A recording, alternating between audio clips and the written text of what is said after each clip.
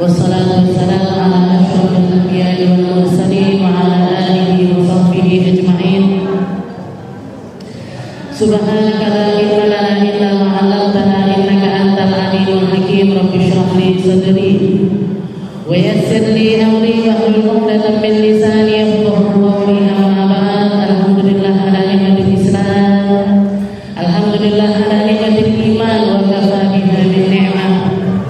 Alhamdulillah, segala puji bagi Allah Subhanahu wa taala yang memberikan kita Islam, yang memberikan kita iman, yang memberikan kita sehat, yang memberikan segala macam nikmat yang tercurahkan untuk kita semua, yang kalau kita menghitung-hitungnya tidak akan pernah ada habisnya, yang kalau kita mencari tahu tentang perkara tersebut yang bertambah adalah tambahnya syukur kita, karena nikmat-nikmat Allah Ta'ala tidak akan pernah bisa terhitung, tidak akan pernah bisa terbayangkan, tidak akan pernah bisa kita taruh releli satu persatu. Maka yang bisa kita lakukan hanya terus berterima kasih kepada Allah Subhanahu wa taala, minta semakin ditambah nikmat-nikmatnya, minta untuk semakin diperindah nikmat-nikmatnya, minta agar jangan pernah tercabut dari rasa syukur tersebut, agar kita selalu masuk di dalam kategori hamba-hamba yang tahu diri, ngerti siapa diri kita dan siapa pencipta kita, tahu bahwasanya kita adalah makhluk yang diciptakan oleh sang penciptanya. Sebagian ulama kita mengajarkan ketika mensyukuri nikmat-nikmat Allah Subhanahu wa taala, mereka berdoa dengan mengatakan Allahumma kama an'amta 'alaina bil Islam fazidna minhu. Allahumma kama an'amta 'alaina bil iman fazidna minhu. Allahumma kama an'amta 'alaina bil afiyah fazidna minha wa kama an'amta 'alaina bil umri fabarik lana fiha. Jadi para ulama mengajarkan kepada kita satu doa, ya Allah, sebagaimana sekarang Engkau memberi kita Islam, maka tambahkan terus keislaman kami, dan sebagaimana Engkau memberikan kita nikmatnya iman, maka tambahkan juga terus nikmat tersebut, dan sebagaimana Engkau memberikan kita semuanya kesehatan, tambah terus ya Allah. Dan di akhir ditutup dengan kata-kata wa kama an'amta 'alaina bil umri fabarik lana fi. Dan sebagaimana kami Engkau beri kesempatan umur, Engkau beri kesempatan masa, Engkau beri kesempatan untuk sempat, maka berkahilah setiap umur kami, berkahilah setiap nafas kami, berkahilah setiap degup jantung kami, berkahilah setiap hal yang Engkau karuniakan kepada kami, tambahi terus berkahnya ya Allah. Karena sebagaimana yang kita tahu, dan mungkin sering kali saya ulang-ulang, segala sesuatu, semua perkara, semua hal-hal yang kita anggap sebagai perkara-perkara yang indah, kalau tidak ada berkahnya, tidak akan berguna. Umur panjang kalau tidak berkah manfaat, tidak berguna. Kecantikan, kegantengan kalau tidak ada berkahnya, justru malah jadi fitnah. Harta yang banyak luar biasa, tanah di mana-mana, saldo rekening nolnya sampai tidak kehitung, lek ora enek barokai, tidak akan jadi apa-apa. Bahkan mungkin untuk menikmatinya pun nggak sempat, bahkan untuk mencicipinya pun nggak sempat, bahkan untuk dirasakan untuk diri sendiri pun nggak mampu. Kenapa? Karena nggak ada berkahnya, karena nggak ada barokah di dalamnya, sehingga tidak ngerti gimana cara menikmati perkara-perkara tersebut. Banyak orang-orang kaya raya yang dulunya tidak punya apa-apa, tapi setelah punya segalanya pelit bahkan untuk dinikmati sendiri. Nemu napa mboten jenengan orang kayak gini? Nemu napa mboten? Saya ketemu sama orang yang punya toko sampai 7 atau 10 toko, tapi sekedar untuk beli nasi bantingan tambah ayam atau tambah daging, mikir golek nambahi daging nambah duit piro, mau nambah ayam nambah uangnya berapa, sampai saya bilang saya aja yang beli, saya aja yang belikan, jenengan nggak usah belikan. Walaupun istilahnya kalau dihitung secara materi dia jauh lebih banyak hartanya dibandingkan saya, tapi mikir mau nambah daging nih loh, mikirnya buka dompet ditutup neh, dibuka neh ditutup neh, dibuka neh ditutup neh. Ini loh Bu, kalau orang nggak belajar caranya menikmati, kalau orang nggak belajar lewat aturannya Allah, kalau orang nggak belajar gimana caranya menghargai kehidupan lewat aturan-aturan yang diajarkan oleh Nabi kita Nabi Muhammad sallallahu alaihi wasallam, sekedar untuk dicicipi sendiri pun nggak mampu dia. Padahal saldo rekeningnya mulai akeh banget nih. Saya yakin itu.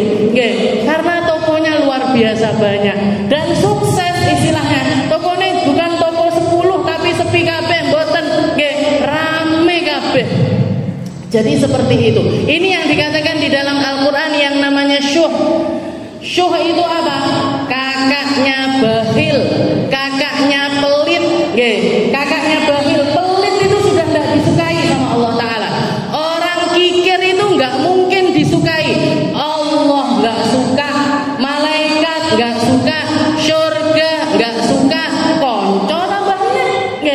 Jangan punya teman pelit itu greget nih banget. Ben wayahe bayar, tuku bakso bareng-bareng, waktunya bayar saya tak ke toilet dulu. Seperti itu halnya.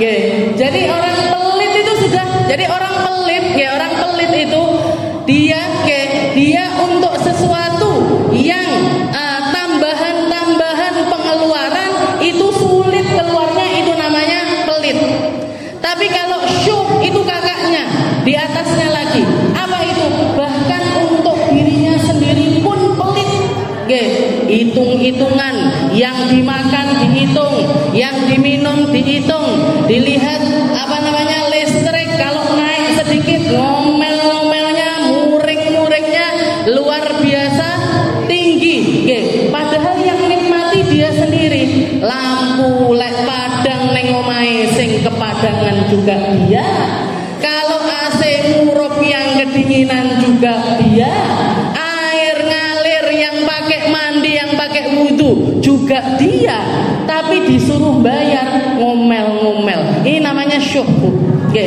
Orang kalau kenal sama syariatnya Allah, orang kalau kenal sama syariat yang namanya zakat, yang bahkan dikatakan di dalam Al-Quran, ara'aital ladzi yukadzibu biddin. Tahukah kalian, Allah Ta'ala ngasih tahu, tahukah kalian siapakah para penipu-penipu agama? Di akhir ayat tersebut, yang bahkan ayat tersebut pun dikasih nama dengan surat dari potongan ayat yang terakhir, yaitu wa yamna'unal ma'un, mereka-mereka yang pelit dengan perkara yang sedikit. Jadi al-ma'un itu artinya adalah perkara yang sedikit. Apa yang dimaksud perkara sedikit di sini? Zakat. Yang dimaksud dengan perkara sedikit di sini adalah zakat yang wajib dikeluarkan oleh seseorang di setiap tahunnya. Ketika ketemu sama bulan Ramadan, ngicipi nikmatnya ibadah di bulan Ramadan, sama Allah Ta'ala disuruh mengeluarkan yang namanya zakat. disuruh mengeluarkan yang namanya zakat fitrah setahun sekali. Kalau ekonominya tambah naik, dihitung selama setahun penghasilannya mencapai nisab di atas 85 gram emas.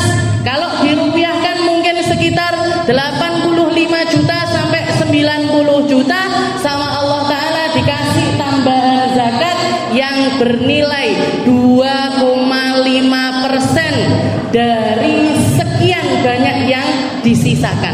Omong kosong gampangnya, misalkan orang punya uang 100 juta, penghasilannya setahun mencapai 100 juta, maka 2,5%-nya cuman 2,5 juta.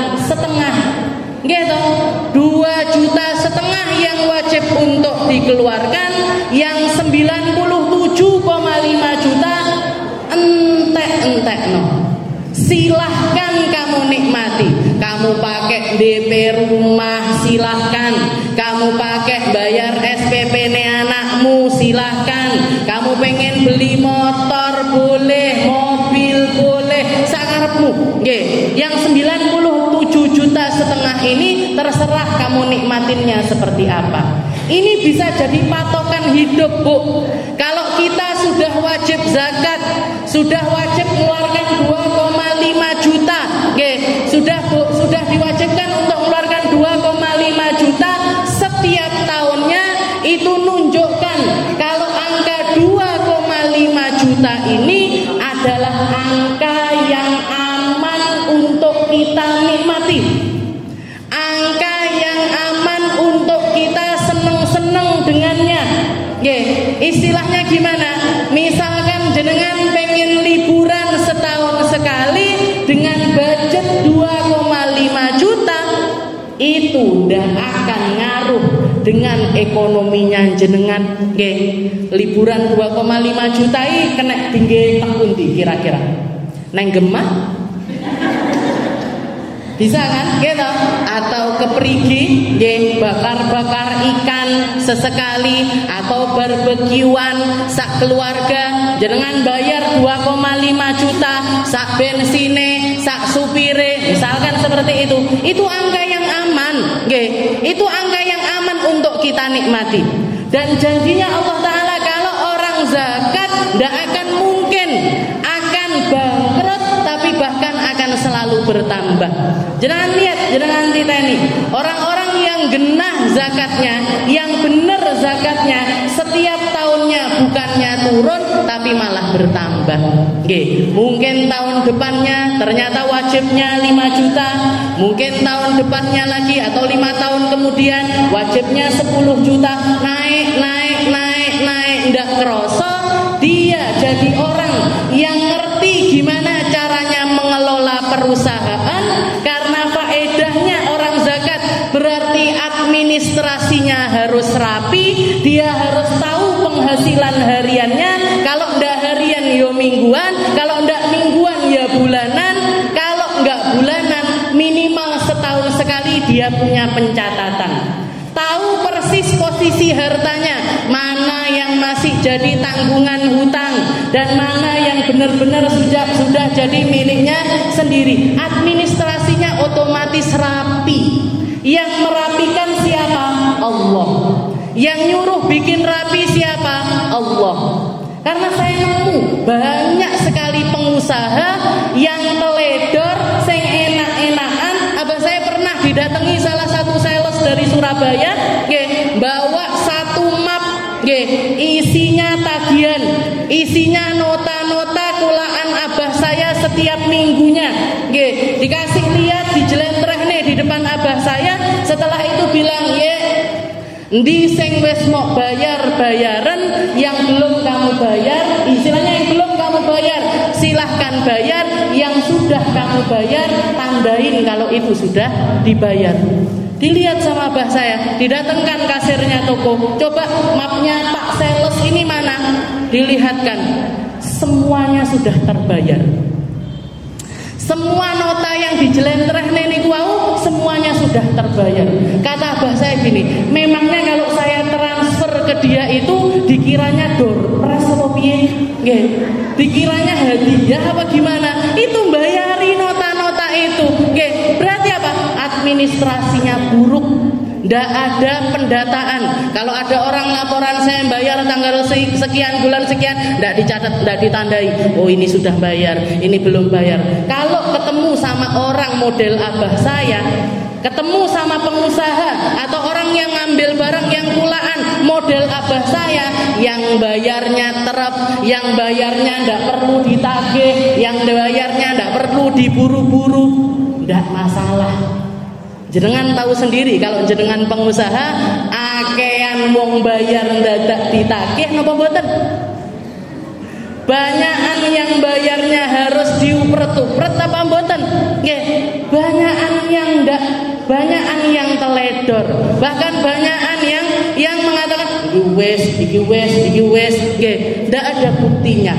Nggih, ndak ada buktinya sama sekali. Begitu dikatakan seperti itu nangis dia. Nggih, nangis dia. Saya barusan dari toko ini, katanya sudah bayar. Saya barusan dari toko ini sudah bayar, dari toko ini sudah bayar. Padahal saldo di rekening saya itu sudah sangat sedikit sekali. Nggih, berarti endi sing wis dibayar, endi sing belum dibayar, saya ndak ngerti sama sekali. Akhirnya bangkrut, Bu. Nggih. Kenapa? Karena administrasinya buruk. Allah Ta'ala nyuruh kita zakat mulai dari awal-awal usaha kita. Untuk apa? Kita harus benar di dalam mengelola perusahaan. Dan kalau orang sudah benar di dalam mengelola perusahaan, ini tadi tandanya apa? Tandanya setiap tahun akan ada peningkatan. Yang penting kita tahu istilahnya kalau usaha awal-awal sing gemi, yang hemat ini itu dan lain sebagainya, tidak mungkin seorang pengusaha itu tidak akan meningkat. Tidak akan meningkat dari penghasilan orang tersebut. Setelah itu tanda syukurnya kepada Allah Ta'ala apa? Zakat. Zakat. Mulai kalau dari 2,5 juta seenteng 2,5 juta, 2,5 juta. Jadi ngumpul 100 juta dizakati 2,5 juta. Nanti tahun depan ngumpul lagi, oh ternyata nambah penghasilan saya 110 juta. Berarti nambah titik, tambah berkembang usahanya, tambah besar penghasilannya. Dia sudah terbiasa mengeluarkan dan dia tahu persis, oh angka sekian juta ini tadi kalau untuk saya nikmati bersama keluarga saya, ini angka yang aman. Yang jadi banyak masalah ini kan orang kesusu menikmati, kesusu, penghasilan masih 40 juta, penghasilan masih 50 juta setahun, wis melek tuku Alphard, wis melek tuku Mini Cooper, wis melek tuku ini itu dan lain sebagainya. Ngelihat temennya pakai jilbab bagus, milih. Ngelihat temennya pakai sandal bagus, milih. Pokoknya milih tok, ndak disesuaikan dengan kantongnya. Ini yang bikin masalah. Ini yang bikin masalah. Syariatnya Allah Ta'ala itu sudah tertata rapi, Bu. Tinggal kita menerapkan untuk diri kita sendiri. Tinggal kita meresapi untuk diri kita sendiri. Tinggal kita mengelola dengan perasaan hati kita masing-masing. Makanya orang kerja kalau niatnya lillahi ta'ala, saya niat kerja buat apa? Untuk menghargai diri sendiri. Biar tidak jadi orang yang minta-minta, biar tidak jadi orang yang malu-maluin keluarga, biar jadi orang yang bisa memenuhi setiap kebutuhan anak-anak saya. Wis ngono tok ae, nggih, barokah malahan, nggih. Tapi kalau orang kerja pengennya apa? Milih sugih pokoknya. Pokoknya aku kudu sugih. Pokoknya aku harus punya Alphard. Pokoknya aku harus. Nah ini, ini yang bikin jadi banyak masalah. Ini yang bikin jadi banyak kerusakan. Ini yang bikin para laki-laki itu, bikin bapak-bapak yang kerja itu mumet ndase karena nuruti permintaannya emak-emak. Ras terkuat di atas muka bumi katanya. Ibu-ibu itu ras terkuat di atas muka bumi. Kalau Nabi Muhammad mengibaratkan al-mar'ah imaduddin, perempuan itu tiangnya agama. bukan tiangnya agama, imadul bilad. Jadi katanya Nabi, perempuan itu tiangnya negara. Kalau tiangnya kokoh, kalau tiangnya benar, kalau tiangnya enggak bengkok-bengkok, kalau tiangnya itu benar, maka negeri itu akan menjadi negeri yang benar. Nah, yang dikatakan orang-orang, para ulama mengatakan kalau kamu mau rusak satu kaum, rusak emak-emaknya, rusak ibu-ibunya, rusak kabeh bakalan. Jenengan lihat, jenengan bisa membuktikan ini di rumah masing-masing. Coba pulang dari sini, jenengan medudut, nangis, lemes, kira-kira yang terjadi di rumah itu apa? Bojone jenengan mesti bikinnya, anak-anaknya mau deketin, mama ini kenapa? Sedih. Akhirnya romansa di dalam rumah, aura di dalam rumah itu juga jadi sedih. Tapi kalau jenengan datang guyu, peringas-pringis, mama bawa ini, mama bawa ini, langsung saat rumah itu auranya gembira semuanya. Jadi kalau sedih jenengan sedih di rumah jenengan jadi muram, sedih, dan juga nggak ada nuansa yang indah-indahnya. Tapi kalau jenengan senang, gembira, kalau lagi PMS, jenengan rasa nih di rumah itu seperti apa? Kayak PMS semua sak rumah, sak bojone, sak anake melok mes. Seperti itu. Alhamdulillah ala nikmatil Islam, alhamdulillah ala nikmatil iman. Alhamdulillah, kita harus syukur sama Allah Ta'ala. Alhamdulillah kok jadi orang Islam. Alhamdulillah kok jadi orang iman. Alhamdulillah kok kenal sama aturannya Nabi Muhammad sallallahu alaihi wasallam. Alhamdulillah kok diajarin ilmu-ilmu yang akan menjadi cahaya bagi kita di dunia sampai akhirat kelak. Kita lanjutkan pembahasan kita di dalam surat An-Nur, di dalam surat An-Nur. Ila an qala Allah Ta'ala fi kitabihil aziz, a'udzu billahi minasyaitonir rajim, bismillahirrahmanirrahim. Wa qul lil mu'minati yaghdudna min absarihinna wa yahfazna furujahunna wa la yubdina zinatahunna illa ma dhahara minha wal yadribna bi khumurihinna ala juyubihin wa la yubdina zinatahunna illa li bu'ulatihinna aw abaihinna aw abai bu'ulatihinna aw abnaihinna aw abnai bu'ulatihinna aw ikhwanihinna aw bani ikhwanihinna aw bani akhwatihinna aw nisaihinna aw ma malakat aymanuhun aw ittabi'ina ghairi ulil irbati minar rijal awit tiflil ladina lam yadhharu ala auratin nisa wa la yadribna bi arjulihinna liya'lama ma yukhfina min zinatihin wa tubu ilallahi jami'an ayyuhal mu'minun la'allakum tuflihun. Ayat yang ke-31, lumayan panjang ayatnya. Kalau jenengan lihat di dalam Al-Qur'an lebih dari setengahnya.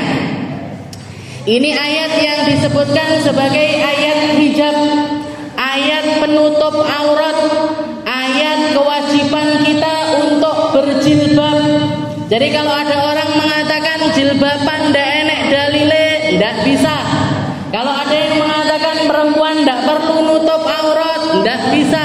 Ayatnya jelas kepada siapa kita boleh menyingkap aurat kita dan kepada siapa kita ndak boleh menyingkap aurat kita, semuanya dijelaskan di dalam ayat tersebut secara terperinci oleh Allah Subhanahu wa Ta'ala. Setelah Allah Ta'ala memerintahkan kaum laki-laki, baik laki-laki maupun perempuan, yang pertama untuk menjaga pandangan serta menjaga kemaluan. Wa qul lil mu'minati yaghdudna min absarihinna wa yahfazna furujahun. Hendaknya laki-laki ataupun perempuan sama-sama nundukkan pandangan, setelah itu menjaga kemaluan. Orang kalau jaga pandangannya, insya Allah dosa kelamin dia juga akan terjauhkan. Orang kalau matanya pilih-pilih untuk yang dilihat, insya Allah hati dan juga kemaluannya juga akan terjaga dari zina-zina lanjutannya. dari perkara-perkara buruk lanjutan dari anak panah yang dilemparkan setan kepada manusia. Nabi Allah Dawud pernah mengatakan, perempuan itu perhiasan, depannya bikin fitnah, belakangnya juga bikin fitnah. Sampai Nabi Allah Dawud mengatakan kepada Nabi Sulaiman, wahai Sulaiman, ojo cedek-cedek karo wong wedok. Perempuan itu kalau dilihat dari depan, iblis ikut duduk di sekelilingnya bersama anak-anaknya, kurang lebih 1000 iblis. Kalau kamu lihat dia dari belakang, dia jalan melenggak-lenggok, juga ada 1000 iblis yang menghiasi bagian belakangnya. Makanya kalau jenengan lihat model catwalk, yang jalan untuk memamerkan baju, untuk memamerkan tas, untuk memamerkan perhiasan dan lain sebagainya, bapak-bapak napa ibu-ibu? Perempuan apa laki-laki? Perempuan. Yang bagian begitu-begitu itu rata-rata perempuan. Kenapa? Karena perempuan itu dilihat dari bagian manapun menarik hati. Yang tertarik bukan cuman kaum laki-laki, wong wedok nggih seneng, nggih. Perempuan juga seneng ngelihat perempuan yang lainnya itu juga seneng. Nggih. Kalau laki-laki ngelihat ke laki-laki yang lain, sik normal loh nggih, karena zaman sekarang banyak yang ndak normal, nggih. Yang masih normal pikirannya, yang masih normal tabiatnya, nggih, dia hanya akan tertarik sama perempuan, nggih. Tapi kalau perempuan, nggih, itu ngelihat perempuan cantik lainnya, dia juga bakalan tertarik. Tapi tertariknya bukan karena syahwat, tertariknya bukan karena urusan biologis, bukan. Tapi tertariknya karena keindahan yang ada pada diri perempuan tersebut. Nggih, kulite putih ya. Nggih, pipinya indah. Napa pipinya indah niku? Pipinya merah-merahnya indah, bulu matanya lentik, nggih. Setelah itu pakai baju ini pantas, pakai baju ini pantas, nggih. Akhirnya jenengan melek juga. Tuku ya anakku kayak wong kuwi, nggih. Pengen juga aku jilbabnya kayak orang itu, nggih. Tasnya juga seperti itu, nggih. Haliahnya perempuan itu seperti itu. Karena perempuan itu memang zina, nggih. Ad-dunya mata' wa khairu mata'iha al-mar'atu shalihah. Katanya Nabi, perempuan itu masuk di dalam kategori perhiasan. Perempuan itu masuk di dalam keindahannya dunia. Tapi seindah-indahnya perhiasan adalah para perempuan sholihah. Perempuan-perempuan yang mampu mengendalikan emosinya, perempuan-perempuan yang super sabar, perempuan-perempuan yang penuh syukur, perempuan-perempuan yang banyak menuntut. Mereka adalah para perhiasannya dunia. Mungkin jenengan semuanya perhiasan dunia. Okay. Mungkin jenengan semuanya jadi sebaik-baik istri dan sebaik-baik ibu. Mungkin jenengan semuanya jadi perempuan-perempuan yang akan dibanggakan oleh Nabi Muhammad sallallahu alaihi wasallam. Jadi dikatakan di sini wala yubdina, setelah dikatakan wa qul lil mu'minati yaghdudna min absarihinna wa yahfadna furujahunna, ditambah kalau laki-laki stop sampai di situ, kalau perempuan ditambah wala yubdina zinatahunna illa, dan hendaknya mereka para perempuan tidak menampakkan dari perhiasan mereka illa ma dhahara minha, kecuali yang memang harus untuk terlihat, kecuali yang memang harus untuk nampak. Menurut mazhabnya Imam Hanafi, menurut mazhabnya Imam Hanafi, yang dimaksud dengan illa ma dhahara minha di sini, kecuali yang harus tampak di sini adalah al-wajhu wal kaffain, wajah dan tangan, tangan sampai ke pergelangan tangan ini. Jadi di mazhabnya Imam Hanafi, auratnya perempuan di dalam sholat ataupun di luar sholat adalah seluruh badan kecuali wajah dan telapak tangan. Itu mazhabnya Imam Hanafi. Kalau menurut mazhabnya Imam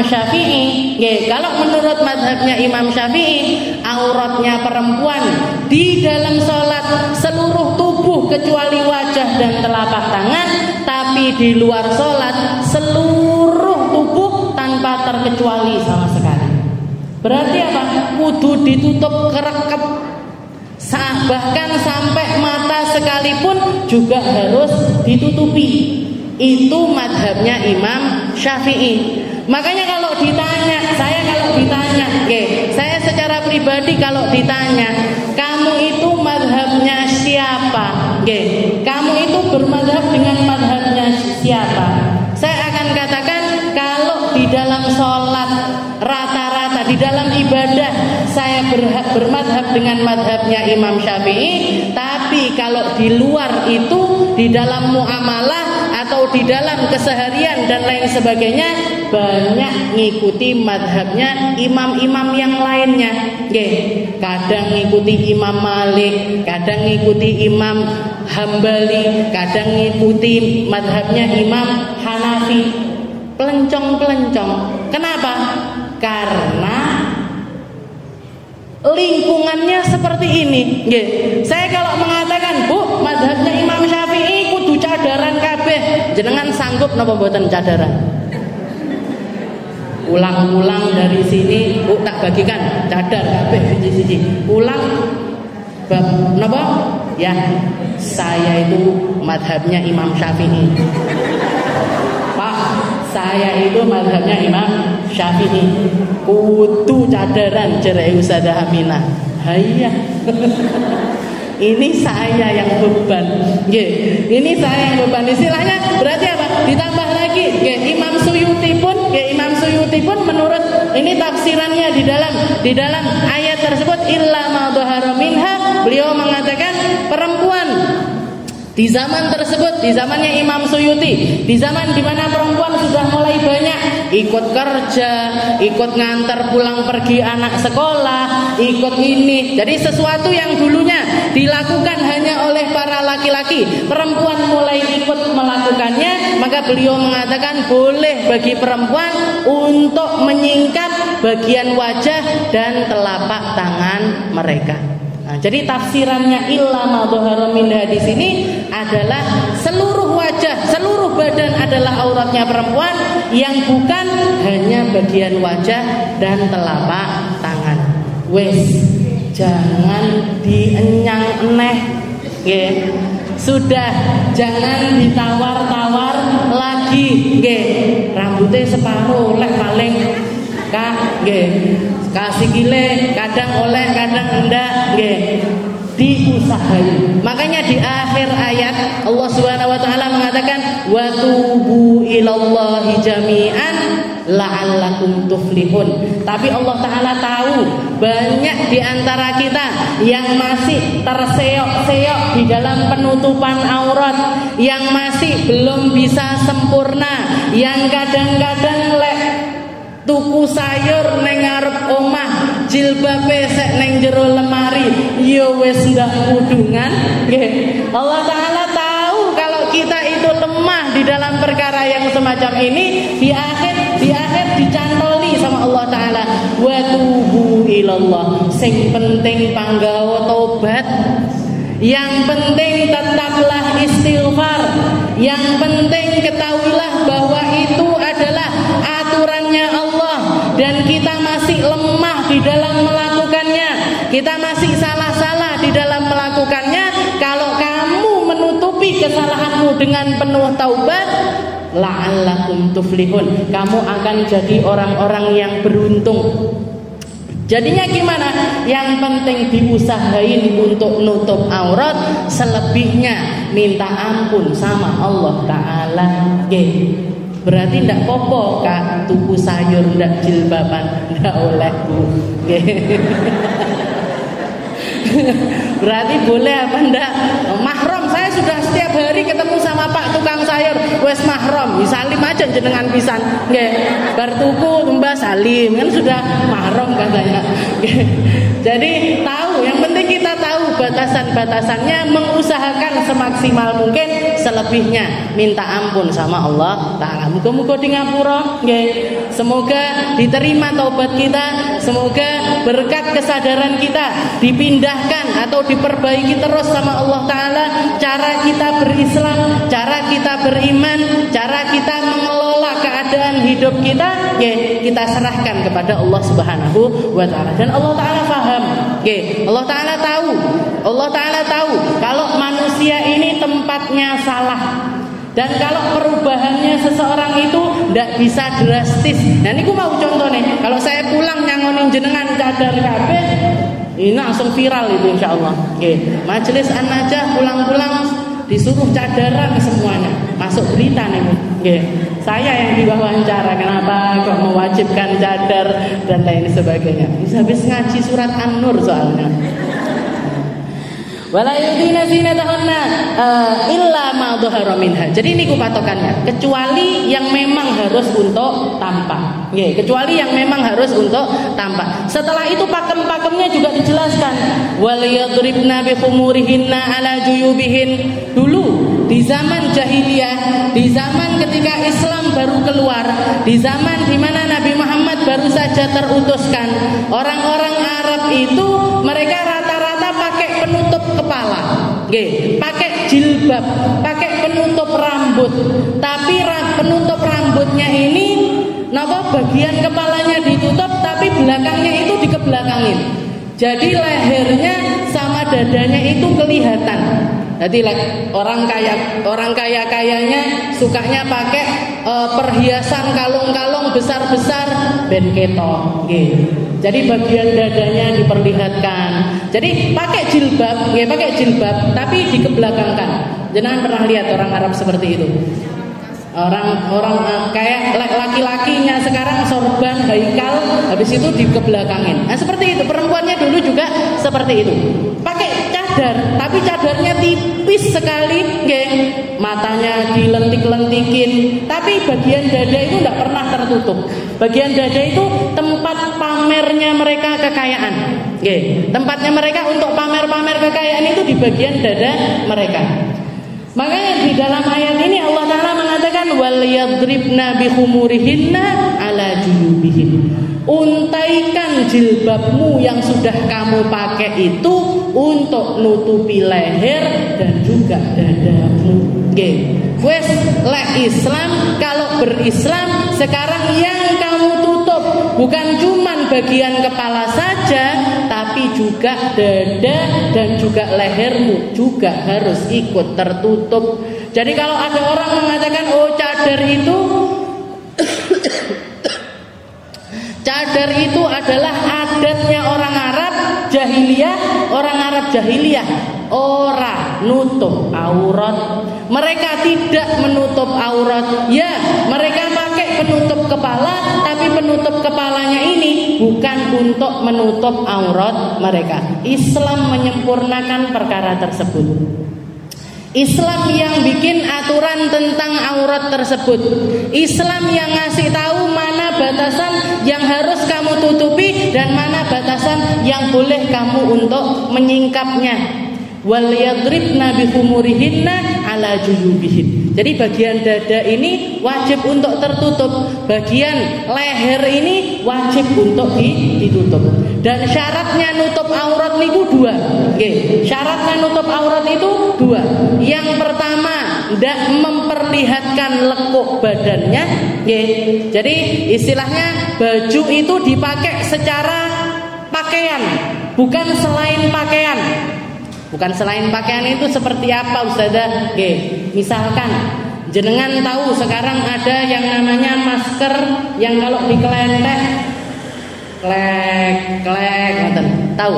Ada masker yang kalau ditaruh nanti dikelungkup kan ada. Saya mau nutup aurat saya, tak kei masker dari ujung rambut sampai ujung kaki. Semuanya ketutup pakai masker. Nggih, sudah masuk kategori nutup aurat napa dereng? Dereng. Kenapa? Karena itu bukan memakai sesuatu.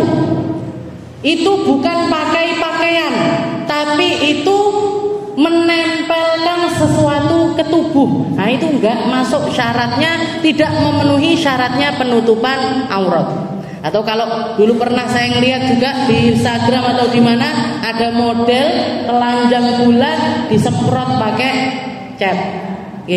Disemprot pakai cat. Gimana ini hukumnya? Pakai baju apa enggak? Enggak. Telanjang karena itu enggak pakai baju namanya. Baju itu harus dipakai. Ketika ayat hijab ini turunnya di malam hari. Turunnya di malam hari. Disampaikan kepada Nabi Muhammad, kepada para sahabat laki-laki. Sahabat laki-laki semuanya pulang ke rumah, ngasih tahu istrinya dan juga anak-anaknya. Dikatakan pagi harinya orang-orang Madinah, perempuan-perempuan Madinah keluar dari rumahnya dan mereka memakai apapun yang bisa dipakai untuk nutup aurat. Isone duwene gordennya dilepas dipakai jilbaban.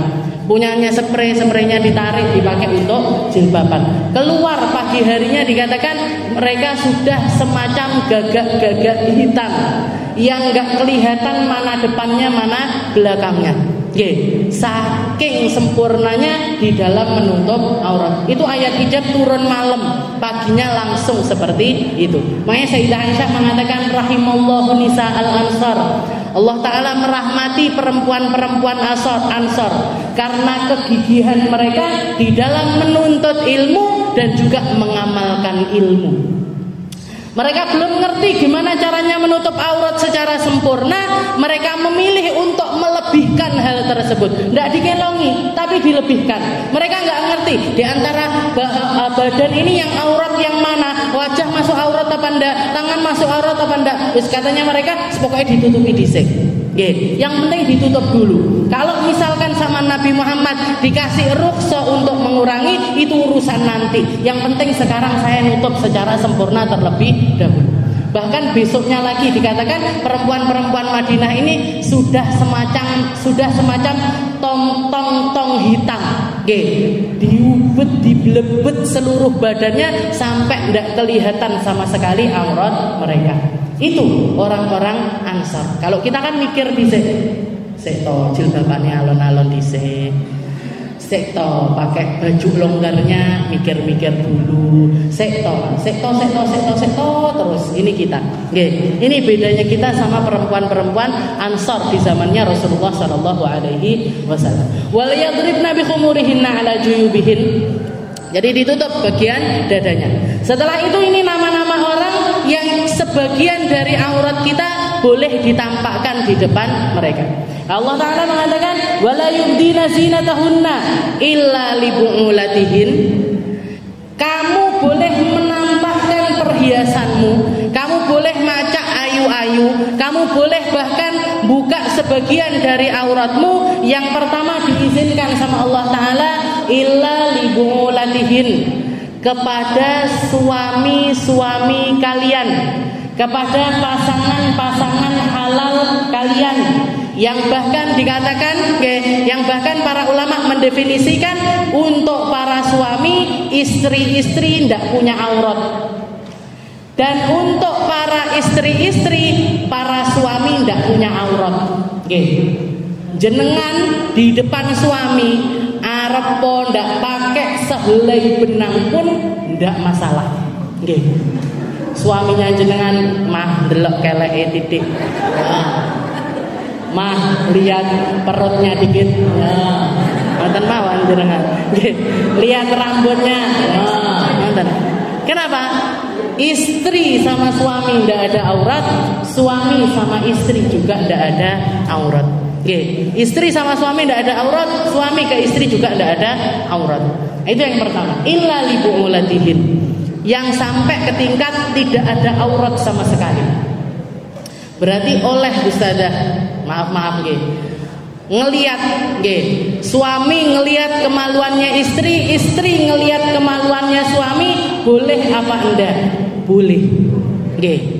Jenengan pasang lampu 10 watt di center pisan nggih. Gimana hukumnya? Boleh. Gimana hukumnya? Boleh. Mubah istilahnya seperti itu. Walaupun nggih, maaf. Walaupun nyapong gian. Kalau sudah seperti itu ngapain gitu. Tapi kalau bicara masalah hukum nggak masalah. Oke. Kalau bicara masalah hukum itu sesuatu yang sangat diperbolehkan. Oke, itu sesuatu yang sangat diperbolehkan. Tapi ada kemuliaan kalau kita menutup pandangan kita terhadap perkara tersebut. Seperti kalau kita lihat Sayyidina Abu Bakar, Umar, Utsman, Ali, 4 khulafaur rasyidin, ada di antaranya yang punya julukan lain. Kalau kita bicara Sayyidina Abu Bakar radhiyallahu anhu, kalau kita bicara Sayyidina Umar radhiyallahu anhu, Sayyidina Utsman radhiyallahu anhu, sedangkan Sayyidina Ali karramallahu wajhah. Allah Ta'ala memuliakan wajah beliau. Kenapa? Karena dikatakan salah satu amalannya Imam Ali, salah satu amalannya Sayyidina Ali bin Abi Thalib, sepanjang hidupnya beliau tidak pernah melihat aurat orang lain, termasuk istrinya sendiri, bahkan auratnya sendiri pun tidak pernah beliau lihat. Itu kayak ada sing iseng-iseng diincang wis pas apa durung potongane, wis pas apa belum. Imam Ali nggak pernah melihat sama sekali ke arah kemaluan. Mau itu kemaluannya sendiri atau kemaluan istrinya sekalipun beliau nggak pernah memandang terhadap hal tersebut. Makanya julukannya karramallahu wajhah. Allah Ta'ala memuliakan wajah beliau. Makanya saya katakan kalau masalah hukum boleh, silahkan delok-delokan karo bojone dhewe-dhewe pokoke nggih. Bojone. Jadi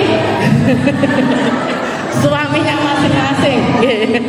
Kalau suami yo ke istrinya masing-masing, halalan, thayyiban niku.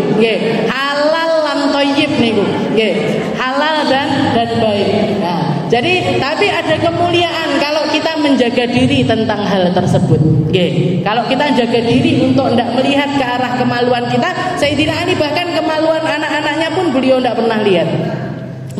Angel iki ustazah lek wong wedok-wedok bagian ngresiki popok, bagian ngresiki BAB dan lain sebagainya sulit, tapi minimal kita jaga porsinya, pokoknya ndak pas iseng-iseng dideloki terus ngoten, jadi di waktu yang memang harus ngelihat ya dilihat, di waktu yang memang nggak harus ngelihat nggak usah iseng-iseng ngelihat.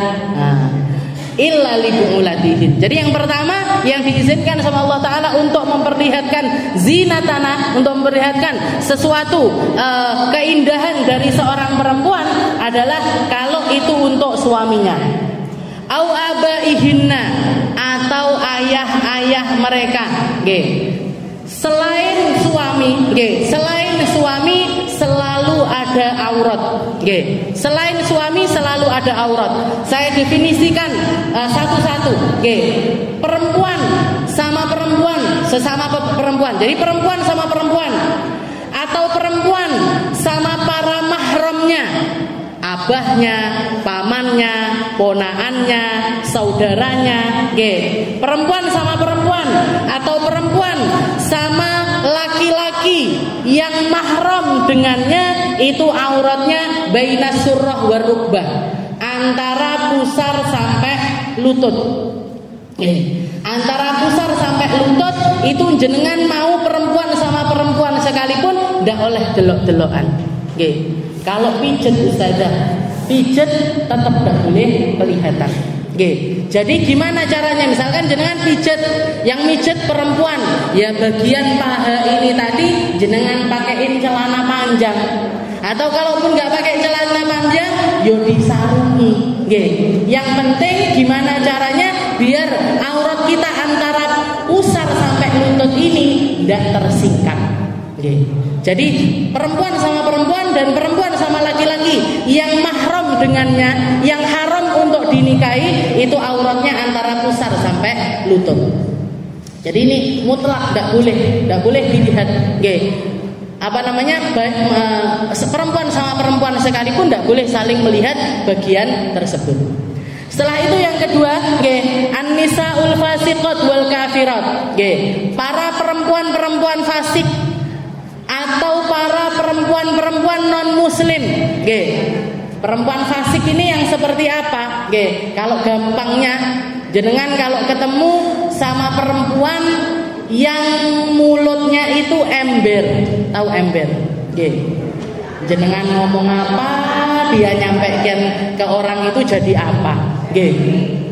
Dari awal di depan mata pisang, nyampe keluaran jadi kolak. Ini yang bagian proses jadi kolak ini tadi namanya perempuan-perempuan fasik nih, perempuan-perempuan yang tidak takut dosa, perempuan-perempuan yang tidak menjaga ketakwaannya kepada Allah Subhanahu wa taala. Kita kalau di depan perempuan yang semacam ini harus jaga aurat kita dohiran wa batinan. Secara dohir kita harus nutup aurat kita di depan mereka, dan secara batin kita juga harus nutup aurat kita. Aurat batin itu apa?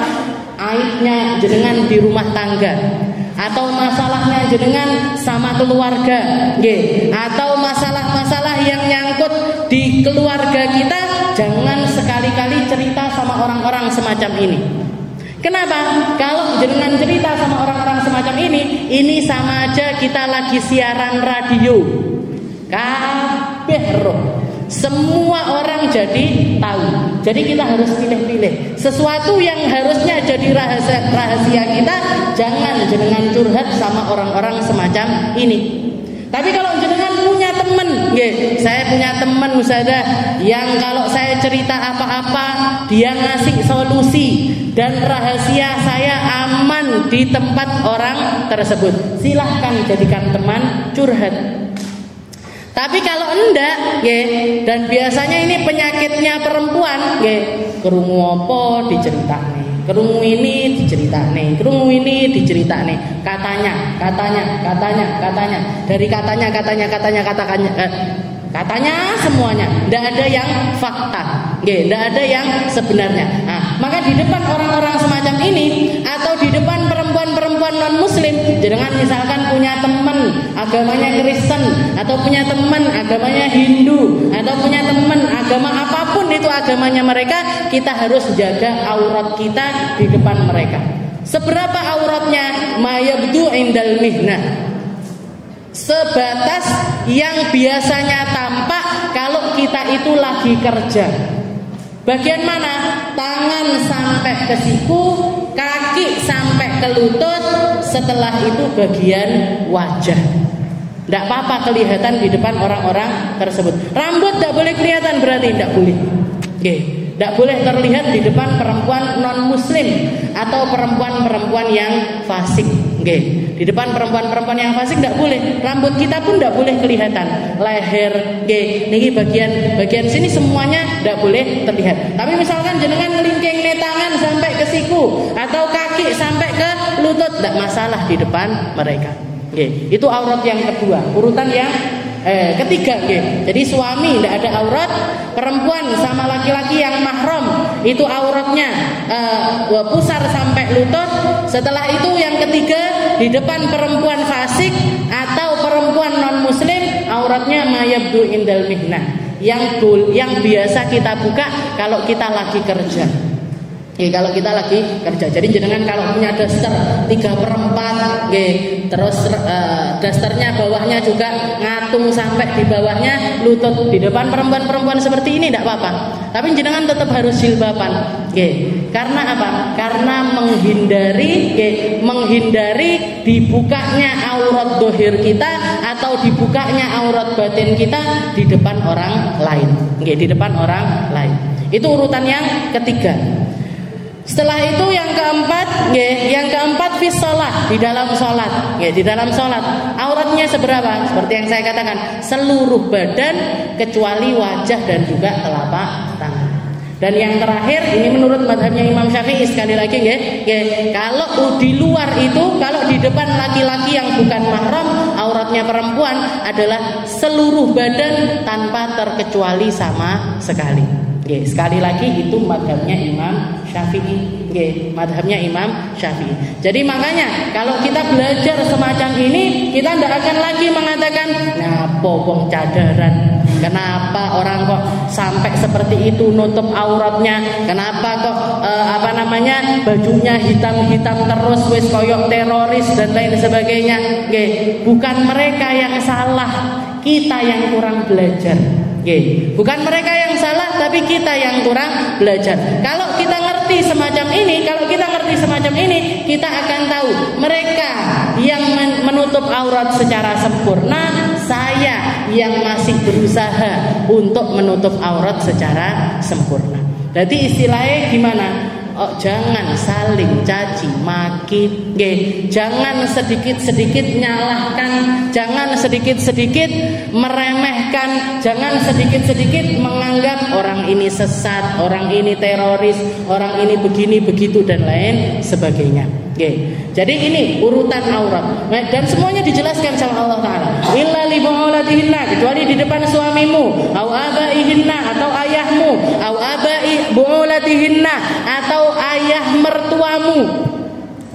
Di depan ayah mertua kita tidak apa-apa. Istilahnya aurat kita tersingkap di depan mereka, itu adalah sesuatu yang tidak apa-apa. Au abai bu'ulatihinna, au abnaihinna. Abnaihinna apa? Putra-putra mereka, anak-anak mereka. Au abnai bu'ulatihinna, atau anak suami mereka, anaknya mereka atau anaknya suami mereka. Tapi kalau anak suami, jadi misalkan ada perempuan nikah sama laki-laki yang sudah punya anak, anaknya laki-laki, gimana posisi si istri ini tadi? Mahram apa enggak sama anak tirinya? Mahram. Dengan syarat antara laki-laki tersebut, antara bapaknya si anak ini tadi dengan ibunya, dengan istrinya sudah melakukan hubungan suami istri. Jadi mahramnya itu terjadinya hubungan mahramiyah itu setelah terjadinya hubungan badan, bukan dengan akad nikah. Kalau sama mertua menantu, antara mertua sama menantu bimujarrodil akad, cukup dengan akad nikah, jenengan langsung mahram sama mertua. Dan hubungan mahram ini selama-lamanya. Tidak ada yang namanya mantan mertua. Mantan suami ada, tapi mantan mertua tidak ada. Jadi selama-lamanya dia akan jadi mertuanya jenengan. Tapi kalau anak tiri, ini terjadinya mahram itu bukan dengan adanya akad nikah, tapi dengan adanya hubungan badan. Kalau bapaknya sama ibunya setelah akad nikah sudah berhubungan, maka baru mahram sama si anak ini tadi. Jadi misalkan ada laki-laki sama perempuan, ada laki-laki sama perempuan menikah, yang laki-laki sudah bawa anak, pulang dari pernikahan tabrakan, bojone yang laki-laki ini tadi meninggal dunia. Si perempuan ini tadi selesai dari iddahnya, ternyata dilamar sama anaknya laki-laki tersebut. Misalkan ini bukan kejadian nyata, saya ngarang nih. Jadi si anak yang aslinya jadi anak tirinya dengan adanya pernikahan sama laki-laki tersebut, ternyata ngelamar si perempuan tersebut. Gimana ini hukumnya? Boleh apa enggak nikah? Boleh. Kenapa? Karena baru terjadi akad nikah, belum terjadi hubungan badan. Jadi belum ada ikatan mahramiyah. Tapi kalau sudah terjadi hubungan badan, dia akan mahram. Perempuan ini akan mahram dengan anak tirinya selama-lamanya. Selama-lamanya. Jadi misalkan suaminya meninggal, mau ndak boleh. Nggih, nikah sama anaknya ndak boleh. Kenapa? Karena dia adalah ibu tirinya selama-lamanya. Nggih, ibu, tapi ibu walaupun ibu tiri tapi hubungannya adalah alal abad, untuk seterusnya, bukan terbatas waktu. Nggih. Jadi au abnaihinna au abnai bu'ulatihinna au ikhwanihinna, atau saudaranya, au bani ikhwanihinna, atau anak-anaknya saudara. Mau itu saudara kandung, mau itu saudara sebapak, mau itu saudara seibu, nggih. Anak-anak mereka mahram sama kita. Napa namine? Ponaan. Nggih. Jadi ponaan kita, mau ponaan saudara kandung, mau ponaan seibu, mau ponaan seayah, semuanya adalah mahram dengan kita. Au bani ikhwanihinna au bani akhwatihinna, anaknya saudara laki-laki, anaknya saudara perempuan. Au nisaihinna, nggih, atau antara perempuan dengan sesama perempuan. Jenengan ibu-ibu kumpul-kumpul belajar shalawatan misalkan di sini. Sumuk jilbabe dicepot. Sijine sumuk ya dicepot. Sumuk semuanya sumuk. Nggih, jilbabe dicepot semuanya. Enggak ada laki-laki lalu lalang di sini. Gimana hukumnya? Boleh. Nggih. Kenapa? Karena sesama perempuan. Nggih. Au nisaihinna, au ma malakat aimanuhun. Ma malakat aimanuhun ini dulu di zaman Nabi ada yang namanya perbudakan. Nggih. Perempuan-perempuan banyak punya budak, kayak Sayyidah Khadijah. Ketika menikah dengan Rasulullah, beliau punya budak namanya Zaid bin Harithah. Nggih. Zaid bin Harithah ini budaknya Sayyidah Khadijah. Begitu nikah, Rasulullah melihat, saya kok seneng sama budakmu ini wahai Khadijah. Dihadiahkan sama Sayyidah Khadijah kepada Rasulullah. Nggih. Setelah dihadiahkan kepada Rasulullah, datang orang tuanya Zaid bin Harithah ini mau bawa anaknya kembali, sama Rasulullah disuruh milih. Wahai Zaid, kamu milih saya apa bapak kandungmu? Katanya Zaid, saya lebih memilih engkau bahkan dibandingkan ayah kandung saya. Langsung dibawa sama Nabi ke depan Ka'bah, diumumkan di depan orang-orang Mekah. Rasulullah mengatakan, "Hadza Zaid, ini adalah Zaid, abahnya namanya Harithah. Sekarang juga saya angkat menjadi anak kandung saya. Sekarang namanya Zaid bin Muhammad. Yarithuni wa arithuhu. Kalau saya mati, dia mewarisi saya. Kalau dia mati duluan, saya mewarisi darinya." Disepakati sama orang-orang Makkah, akhirnya ganti namanya dari Zaid bin Harithah menjadi Zaid bin Muhammad. Nggih. Baru setelah datangnya Islam, Allah Ta'ala mengharamkan yang namanya tabanni, nggih, menasabkan seseorang selain kepada orang tua kandungnya, balik lagi namanya jadi Zaid bin Harithah. Nggih. Jadi zaman dulu ada yang namanya perbudakan. Orang kalau sudah jadi budak wes kayak barang, boleh dikasihkan, boleh dibeli, boleh dipinjamkan dan lain sebagainya. Ini gimana? Kalau perempuan-perempuan punya budak bukan pembantu, nggih. Kalau pembantu bukan budak dia, nggih, tetap harus jaga kita aurat di depan mereka. Tapi kalau di depan budak-budak di zaman dulu, nggih, auratnya perempuan dengan para budaknya adalah seluruh badan kecuali wajah dan telapak tangan. Nggih. Jadi kayak auratnya di dalam salat. Ya seperti aurat di dalam salat. Aw ma malakat aimanuhun. Awit tabi'ina ghairi ulil irbati minar rijal. Nggih. Awit tiflil ladzina lam yadhharu ala auratin nisa. Wallahu a'lam bishawab. Insyaallah kita lanjutkan pertemuan selanjutnya karena ini pembahasannya lumayan panjang. Nggih. Awit tabi'ina ghairi ulil irbah itu kalau orang-orang yang pikirannya enggak benar, nganggapnya oh laki-laki yang enggak punya syahwat sama perempuan. Kalau bahasanya orang sekarang apa? Laki-laki yang enggak punya syahwat sama perempuan. Lewat ayat ini, awit tabi'ina ghairi ulil irbah. Ini ada. Al-Qur'an bilang ada golongan laki-laki yang enggak seneng sama perempuan. Diselewengkan. Padahal ayat ini maksudnya laki-laki yang sudah tidak punya syahwat sama perempuan. Semisal orang laki-laki yang sudah tua sekali sepuh, umur 90 atau umur 100 tahun. Oke, kalau enggak gitu yang punya keterbatasan otak, kenapa istilahnya punya penyakit mental, orang-orang gila. Nah, ini namanya awit tabi'ina ghairi ulil irbati minar rijal. Wallahu a'lam bishawab. Insyaallah kita lanjutkan di pertemuan selanjutnya.